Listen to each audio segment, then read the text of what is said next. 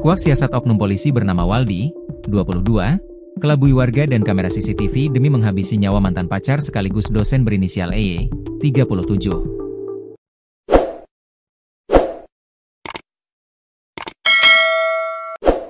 Dosen adalah pendidik profesional dan ilmuwan yang memiliki tugas utama mentransformasikan, mengembangkan, dan menyebarluaskan ilmu pengetahuan, teknologi, serta seni melalui pendidikan, penelitian, dan pengabdian kepada masyarakat. Secara sederhana, dosen merupakan pengajar di perguruan tinggi baik universitas, institut, sekolah tinggi, politeknik, maupun akademi. Hal itu diungkap Kapolres Bungo, AKBP Natalena Eko Cahyono saat ekspose pada Minggu, 2 November 2025, sekira pukul 16 waktu Indonesia Barat. Ia menyebut, pelaku melakukan hal bengis dan kejam. Pelaku ini bengis dan kejam, ujar AKBP Natalena, dikutip dari Tribun Jambi, Minggu, 2 November 2025. Bukan tanpa alasan, pelaku berupaya mengelabui CCTV dan warga sekitar agar tidak curiga. Ia sampai nekat memakai rambut palsu atau wig sebelum menghabisi korbannya secara brutal. Pelaku ini memakai wig, rambut palsu, untuk keluar masuk rumah. Ini untuk mengelabui CCTV dan warga. Jadi yang terlihat adalah orang gondrong, lanjut Natalena. Dari rumah korban EY, Waldi membawa pergi sebuah mobil Honda Jazz, sebuah sepeda motor Honda PCX dan sejumlah perhiasan dan ponsel iPhone milik EY.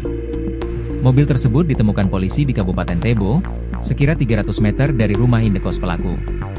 Perlu diketahui, jarak antara Muaro Bungo, pusat Kabupaten Bungo, dan Kabupaten Tebo tempat ditemukan mobil korban, sekira 50 km. Jarak tempuh normal jalur darat sekira 1 jam. Sementara sepeda motor Honda PCX milik EY, ditemukan berada di RSUD H. Hanafi Muaro Bungo. Ditolak balikan.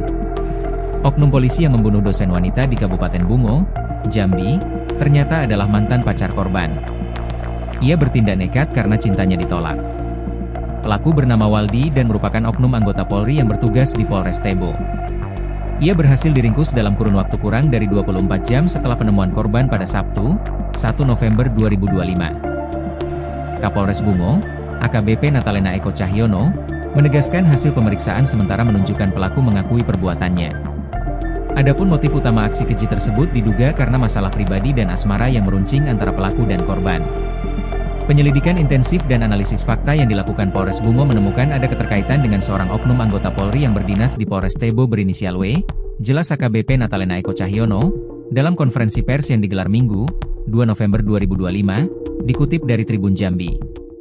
Motif sementara diduga karena masalah pribadi dan asmara antara pelaku dan korban, ungkap Kapolres.